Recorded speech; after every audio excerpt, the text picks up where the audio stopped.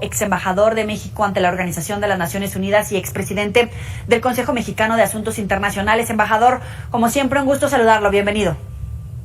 Hola, muy buenas noches. ¿Qué tal? Platicamos hace unos momentos con la embajadora eminente Marta Bárcena precisamente sobre su perspectiva respecto a la relación México-Estados Unidos en medio del debate de la reforma energética. Ella considera que puede venir una avalancha de problemas legales, de litigios que le puede costar millones a los defensores del lado mexicano. ¿Coincide con este punto? Sí, desde luego que puede haber controversias entre los dos países, no hay duda. Sobre todo hay un capítulo en el TEMEC que tiene que ver con el capítulo 24, no sé si lo comentaron ya antes, pero tiene que ver con todos los compromisos de Estados Unidos, Canadá y México en materia ambiental.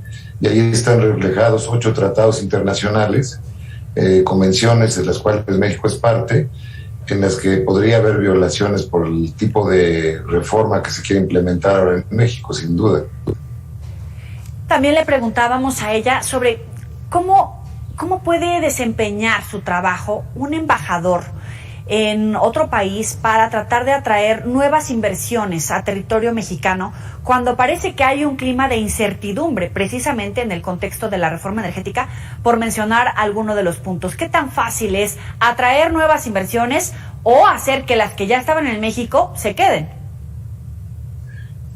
Bueno, en el caso, por ejemplo, de la controversia que ha habido con España, claramente se ha desviado mucho la inversión española hacia Argentina, por ejemplo, y hacia Uruguay, a Chile, inversión que probablemente hubiera tenido como destino a México.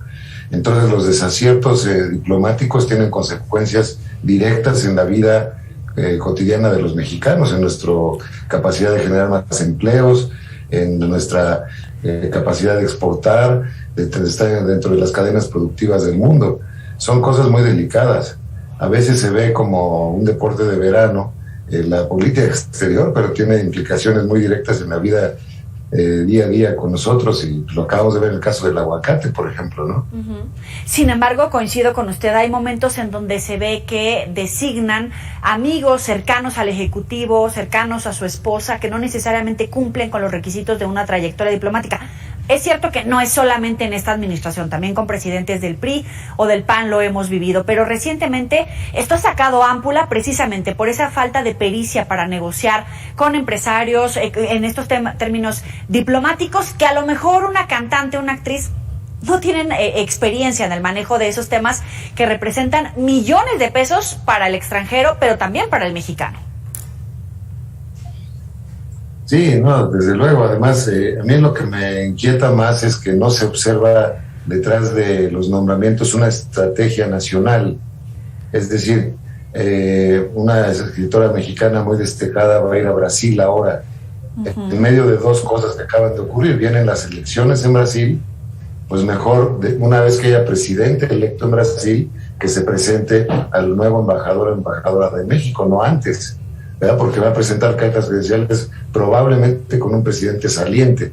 No tiene mucho sentido. Mejor iniciar el diálogo con un nuevo embajador o embajadora ante el gobierno ya instalado en el caso de Brasil. Y otro dato muy preocupante es que cómo se interpreta, por ejemplo, que el presidente Bolsonaro fue a Moscú hace unos días en medio de la crisis de Ucrania.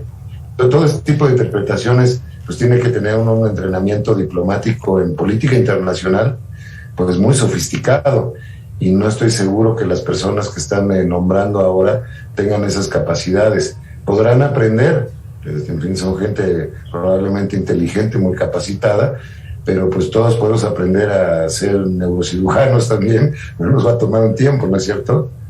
Claro, y ahorita que menciona este punto, yo no había reflexionado en él, tiene razón. El presidente Bolsonaro se ha reunido con el líder ruso. Hay mucha inquietud de si estalla o si escala aún más esta tensión por Ucrania, ¿cómo se puede reacomodar el mapa geopolítico? Se habla mucho de la fusión de China a la visión que tiene, por ejemplo, Rusia, Turquía, sumada a ese grupo, Venezuela, por supuesto, Brasil, como lo acaba de mencionar. ¿Dónde quedaría México?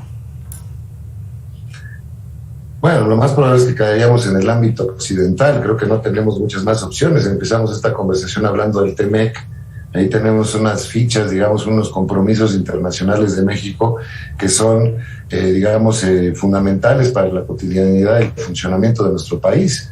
Tenemos el grueso, el 80% o más de nuestro comercio internacional concentrado solamente en Estados Unidos. Si le sumamos a Canadá, llegamos como al 85%.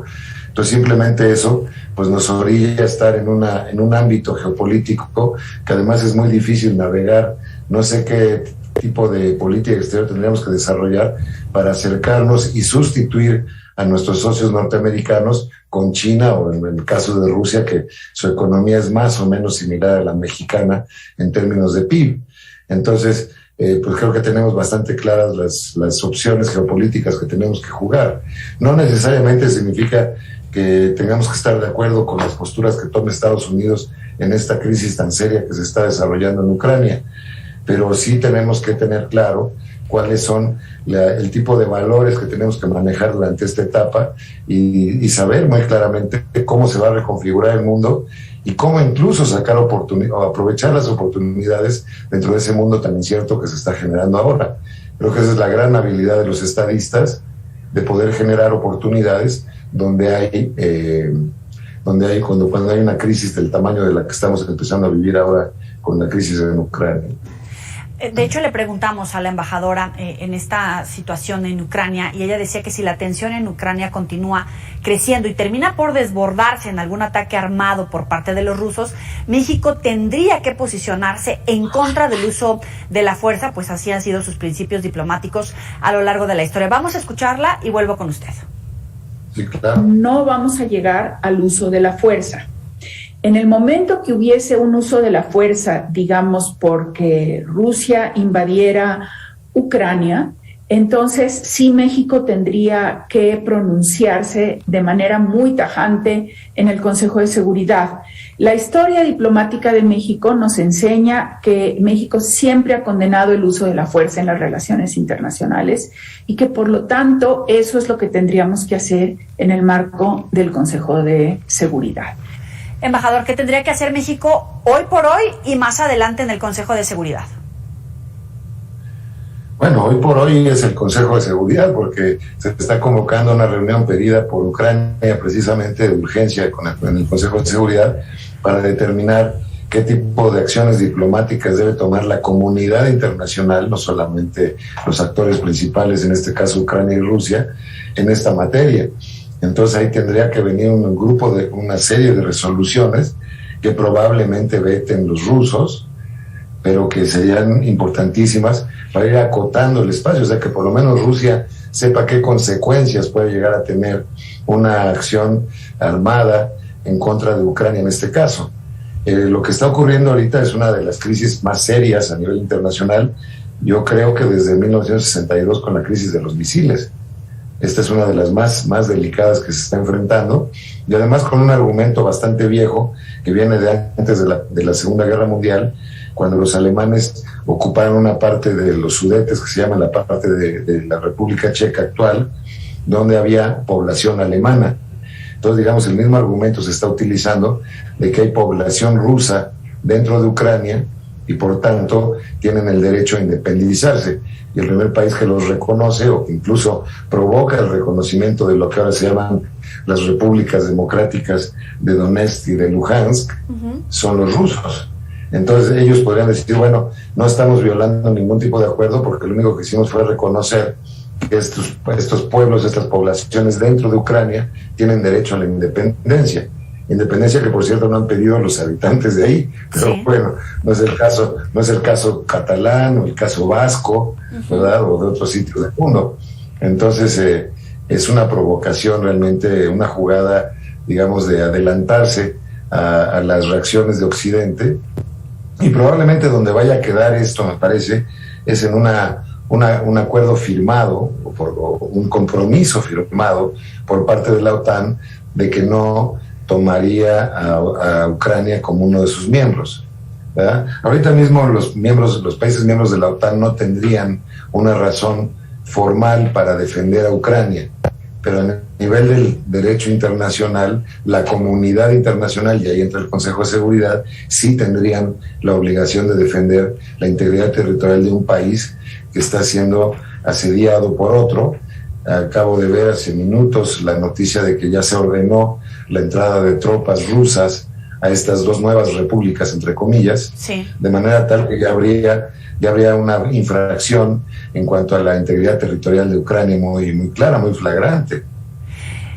Sin embargo, en este momento ya pueden observarse, por ejemplo, el nerviosismo en el mercado, el incremento en algunos de los energéticos como gas, gasolina, por supuesto, y hoy por hoy ya le pegaría a los mexicanos.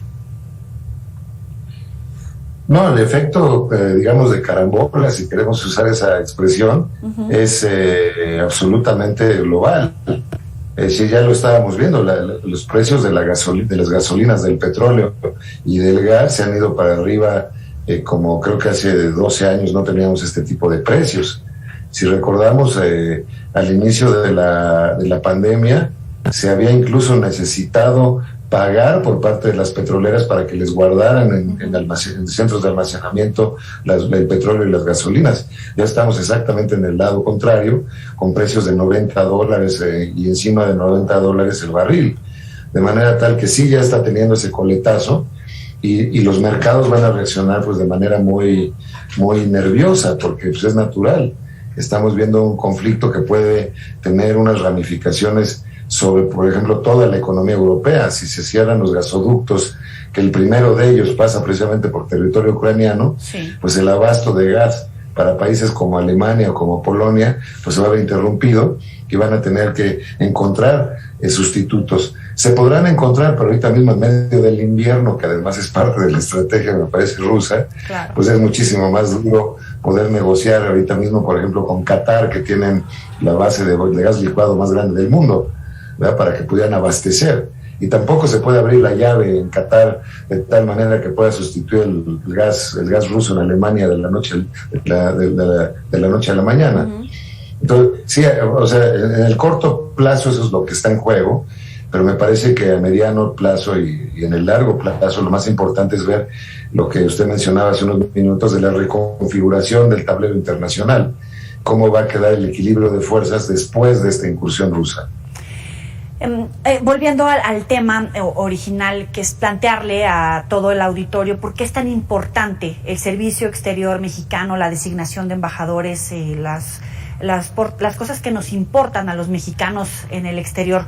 Otro de los temas que se tienen que manejar con pinzas entre México y Estados Unidos es la seguridad. Por ejemplo, en lo que respecta a los enviados, a los elementos de seguridad estadounidense y canadiense en territorio mexicano debido precisamente al incremento de la violencia, por ejemplo, en Cancún. Pero la embajadora, Marta Bárcena, ponía el dedo sobre la llaga y decía que los casos de procuración de justicia en el contexto binacional nos pueden dar sorpresas, precisamente porque uno de los juicios más esperados este año es el del exsecretario de Seguridad Pública, Genaro García Luna, en los Estados Unidos. Y de ahí pueden venir muchas sorpresas. Vamos a escucharla y vuelvo con usted. Uno es el juicio de Genaro García Luna, programado para octubre del 2022.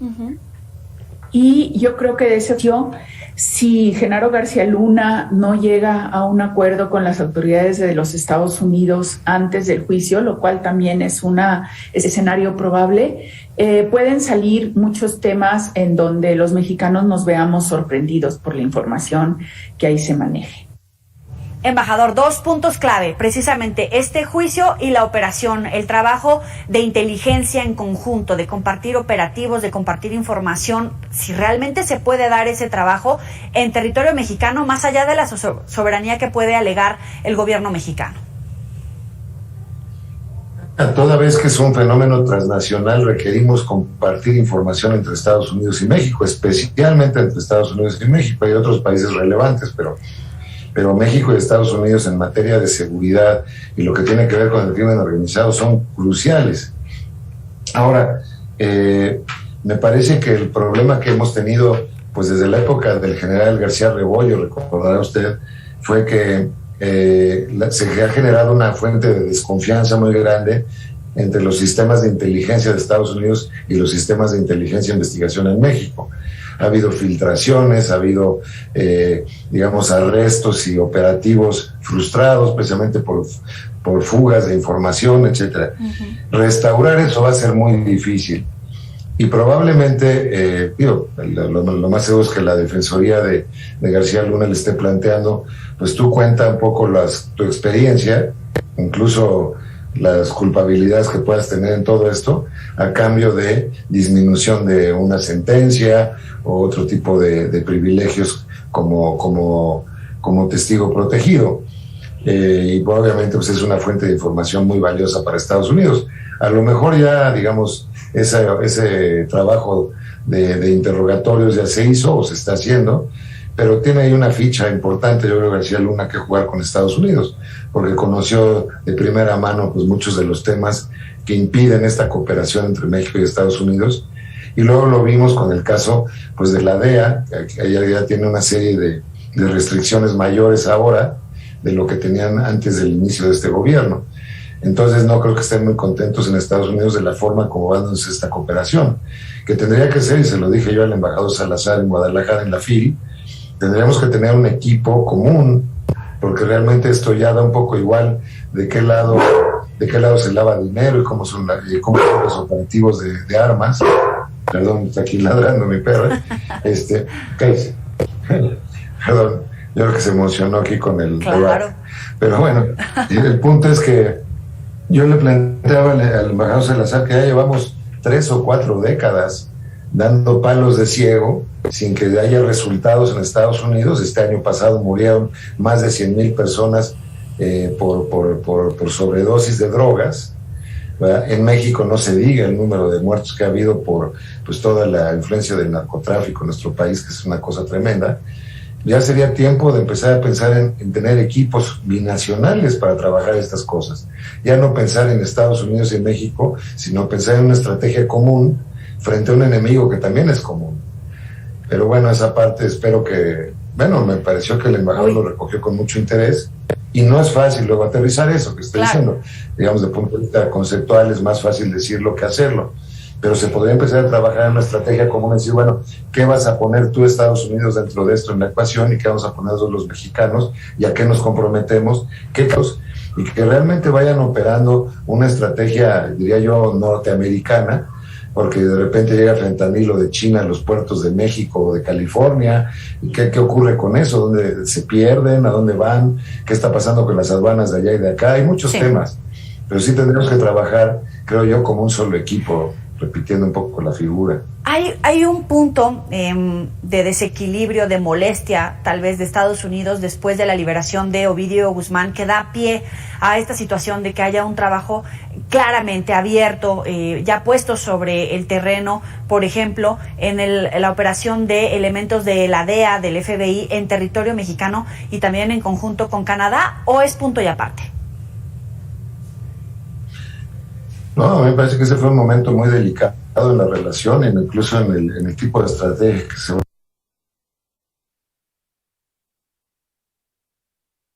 a llevar con los cárteles mexicanos, porque la razón por la que se formó ese operativo en Culiacán fue por una petición de extradición, para fines de extradición por parte de Estados Unidos. Esta persona no tenía cargos en México, entonces irlo a arrestar, pues ¿bajo qué supuesto? Pues bajo el supuesto de que está pedido para una extradición.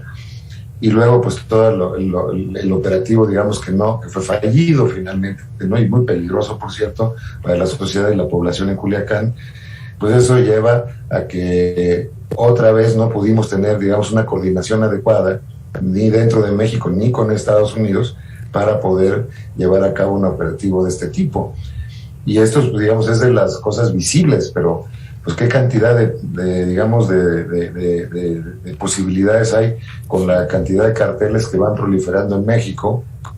Y lo que tenemos que hacer en México es encontrar una fórmula nacional e internacional para detener la hemorragia, si se me permite la expresión. Requerimos detener esta oleada que va ocupando cada vez más espacios, va teniendo espacios mucho más amplios. Ya lo estamos viendo con el limón en Colima, con ahora el aguacate en Michoacán, y otras áreas de la vida nacional. ¿Van a tomar, digamos, la economía nacional por asalto, las bandas de crimen organizado, o habrá capacidad de defendernos, los de a pie, como usted y como yo, frente a eso? Ese es un reto enorme. Ahora, si escala a ese nivel, que ya está escalando, pues obviamente va a generar un problema y una preocupación de seguridad nacional para Estados Unidos también, porque no dejamos de ser el socio número 2 a nivel mundial en lo económico con Estados Unidos. Entonces tampoco está en el interés de ese país que México tenga un colapso, tenga una situación crítica, digamos, extrema en materia de seguridad o de cualquier otro. Bueno, imagínense, para las finanzas, hablamos ahora de lo de Ucrania, el efecto que puede tener si de repente sectores completos de la economía de México, como el caso del aguacate, que se empieza ya a conocer más detalles, se empiezan a tomar por parte de las fuerzas del crimen organizado, sí, pues vamos a tener un problema gravísimo en México. Ya lo estamos teniendo, de hecho. Ahora, de nuevo, sí, usando el símil, hay que detener la hemorragia y luego empezar a curar al paciente, pero yo creo que no estamos ni en lo uno ni en lo dos. Finalmente, para concluir, no se puede excluir de esta charla la reforma migratoria. Para la embajadora Marta Bárcena, se le está acabando el tiempo al presidente Joe Biden y ve difícil sacar adelante esta reforma. Vamos a verlo y vuelvo con usted. Yo creo que desgraciadamente estamos entrando a unos tiempos políticos en Estados Unidos en donde esa reforma ya no se va a poder dar. Era una de las prioridades de la administración Biden. De hecho, presentó esta reforma, pero no se ha sometido a discusión ni a voto. Y una de las razones que ralentó la reforma fue justamente la llegada masiva de migrantes a Estados Unidos en los primeros meses de la administración Biden.